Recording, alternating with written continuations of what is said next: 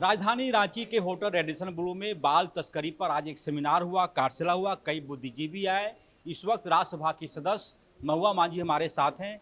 Madam, कितनी बड़ी समस्या मानती हैं आप? देखिए, ये समस्या बहुत बड़ी थी पहले, लेकिन जिस तरह से हमारे झारखंड में काम हो रहा है अधिकारियों के स्तर पर, एनजीओ के स्तर पर, सरकार के स्तर पर, उससे पहले की तुलना में मैं तो कहूँगी कम हुआ है, लेकिन अभी भी 10% बाकी है। तो इस तरह के आयोजनों से लोगों में जागरूकता फैलती है और बच्चों का जीवन सुरक्षित होता है। तो मुझे लगता है कि इस तरह का आयोजन काफ़ी महत्वपूर्ण है। 25 साल का झारखंड, आप तो शुरू से झारखंड को देख रही हैं, संयुक्त बिहार के समय से ही। क्या लग रहा है, स्कोप क्या है, क्या लग रहा है? स्कोप बहुत है। जिस तरह से अभी हमारे यहाँ कई स्कीम्स भी बच्चों के लिए हैं, लड़कियों के लिए हैं, जैसे सावित्रीबाई फुले किशोरी समृद्धि योजना।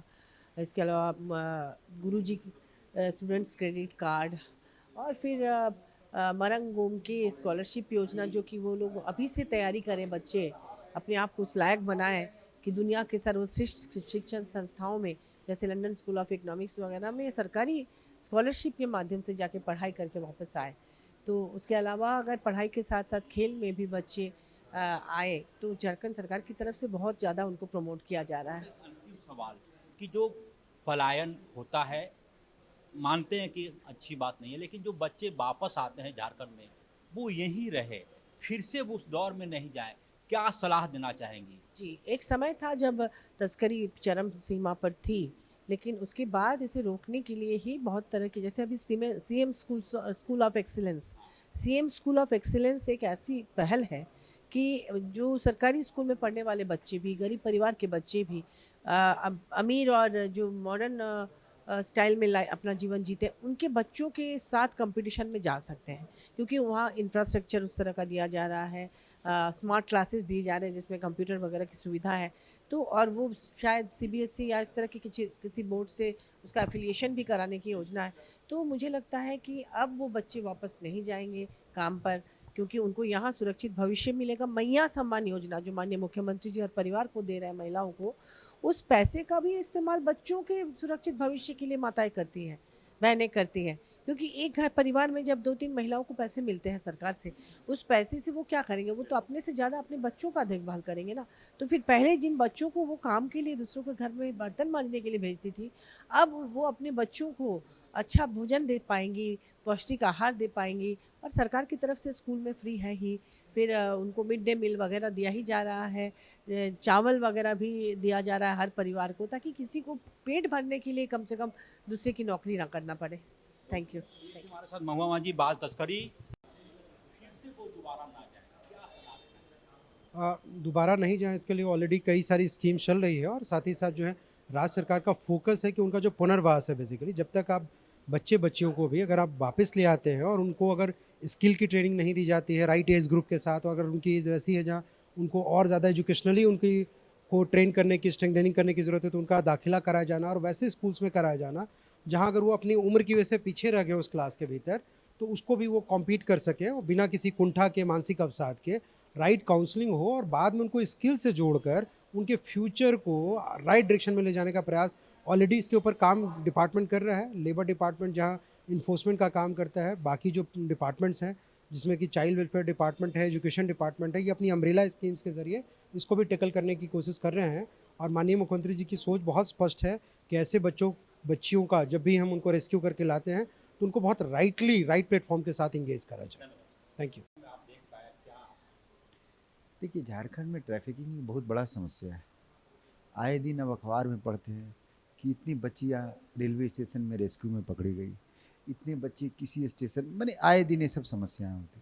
इसका मेन कारण है गरीबी, अशिक्षा, और सबसे बड़ा रीज़न जो हम जो देखते हैं, यहाँ जो दलाल का नेटवर्क जो है ना, अलग अलग स्टेट से। हाँ, सरकार अभी जो सब बहुत सारी योजनाएं लाई हैं इसके लिए, जैसे हम लोग मुख्यमंत्री मैया योजना जो है, इससे भी गांव में लोगों को पैसा मिल रहा है, तो अब थोड़ा कम हुई है ये समस्या, थोड़ा सा कम हुई है। और हमारे जो चाइल्ड प्रोटेक्शन सोसाइटी में बहुत सारे स्कीम चल रहे हैं, जैसे फोस्टर केयर में है, स्पॉन्सरशिप है जहाँ बच्चों को पालने के लिए 4,000 रुपया दिया है।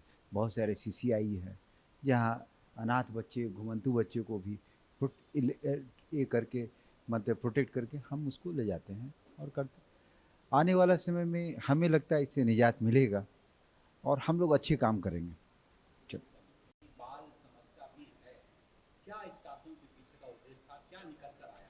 देखिए, एक तो 25 वर्ष का झारखंड की स्थापना और बाल तस्करी से आज़ादी का 25 वर्ष, हमने क्या खोया क्या पाया, और सरकार की जो एजेंडे थे वो इस एजेंडे को हम सामाजिक क्षेत्र में काम करने वाले जो संगठन हैं, खासकर जो हमारे युवा हैं, जो आज आप देख रहे होंगे मंच पर बहुत रोक ढंग से और बेबाकी ढंग से वो अपनी बातों को रखा, ये हमारी एक बहुत बड़ी एक मंच था। और आज पूरे भारत नहीं बल्कि विश्व बाल अधिकार संरक्षण दिवस मना रहा है।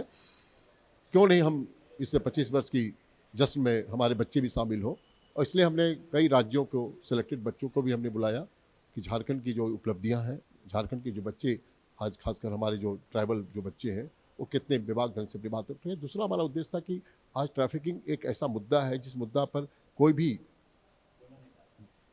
बोलना और संवेदनशीलता के साथ नहीं होता। इसीलिए मैंने झारखंड विधानसभा अध्यक्ष को मैंने कहा 2 दिन पहले, हमने कहा कि आपको रहना चाहिए आपके जी, और वो आए और आके उन्होंने कहा, और आपको बता दें आज मैं घोषणा कर रहा हूँ, और जो उन्होंने घोषणा कर दिया, जैसे बिहार में मैंने फर्स्ट टाइम जाबिर हुसैन जब अध्यक्ष थे विधान परिषद के, तो फर्स्ट टाइम चाइल्ड लेबर लोग विधान परिषद के कुर्सी बैठकर पूरा सेशन चलाया था। आज उन्होंने घोषणा किया है कि झारखंड की बेटियां झारखंड विधानसभा में बैठकर 3 घंटे का सेशन चलाएंगे कि झारखंड की सरकार के मंत्रियों को बाल बच्चों के लिए किस प्रकार के कार्य को आगे बढ़ाना चाहिए। ये कार्यक्रम आने वाला जो विधानसभा होगा उसके पहले हमारे बच्चे हैं सो सीटिंग में बैठेंगे और पूरा सत्र को चलाएंगे। यह आज का कार्यक्रम का सबसे बड़ी उपलब्धि थी। Thank you. संजय कुमार मिश्रा। देखिए, एक पीड़ादायक दौर होता है जिस परिवार से कोई बच्चा कहीं बाहर चला जाए और महीनों की कोशिशों के बावजूद अगर उसका आता पता ना चले, ठिकाना पता ना चले, तो परिवार वालों के लिए एक पीड़ादायक क्षण होता है। मैं समझता हूँ कि एनजीओ के माध्यम से और सरकार के सहयोग से इन चीज़ों पर रोक लगाने की जो कोशिश की जा रही है, उसमें सरकार को दृढ़ता से साथ आगे बढ़ने की आवश्यकता है, ताकि कोई भी बच्चा इस तरह से ह्यूमन ट्रैफिकिंग का शिकार ना हो। और जो बचपन बचाओ की बात हम करते हैं, उनका बचपन सुरक्षित रहे। बचपन में जो चीज़ें आगे बढ़नी चाहिए, चाहे शिक्षा की बात हो, खेलकूद की बात हो, एक वातावरण ऐसा उनको मिले ताकि वो, चूँकि आगे के भविष्य हैं देश के, इसलिए बच्चों को एक सुरक्षित वातावरण मिलना चाहिए। कैसे रुके और पलायन कैसे रुके, इस पे वो अपनी विचार रख रही थी। सहयोगी विक्की के साथ ऑफ द रिकॉर्ड के लिए रांची से अजय लाल।